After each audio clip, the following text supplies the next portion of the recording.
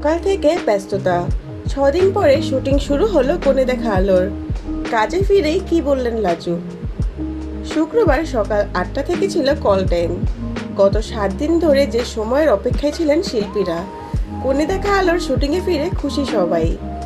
আগের সপ্তাহের শনিবার থেকে বন্ধ ছিল কোণে দেখা আলো ধারাবাহিকের শুটিং। এর পিছনে ছিল রাহুল অরুণোদয় বন্দ্যোপাধ্যায়ের আকস্মিক মৃত্যু।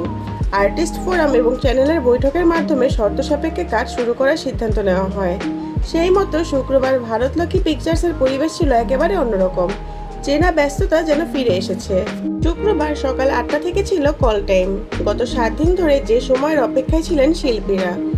ধারাবাহিক সম্প্রচারের সময়ও কমিয়ে দেওয়া হয়েছিল, যাতে দর্শকের বিনোদনের কোনো সমস্যা না হয়। তবে এতদিন পরে সেই চেনা শুটিং ফ্লোরে ফিরে খুশি প্রত্যেকেই, শুধু শিল্পীরা নন। এই তালিকায় রয়েছেন টেকনিশিয়ানরাও। ধারাবাহিকের এক্সিকিউটিভ প্রডিউসার জানালেন, অনেকদিন পরে শুটিং শুরু হয়েছে। ব্যস্ততা যেমন রয়েছে তেমনই আছে আনন্দ। নববর্ষের পরে প্রথমবার সকলের সঙ্গে দেখা হলো, তাই প্রত্যেকে আরো উত্তেজিত। এই বিষয়ে লাজু বললেন, এটা সত্যি এক অন্য অনুভূতি। প্রতিদিন শুটিংয়ের অভ্যাসের মাঝে আচমকাই কিছুদিনের বিরতি, ফলে আরো ভালো লাগছে। এতদিন পরে সবার সঙ্গে দেখা হলো, তাড়াতাড়ি কাজ তোলার ব্যাপার রয়েছে, ফলে ব্যস্ততাও ছিল।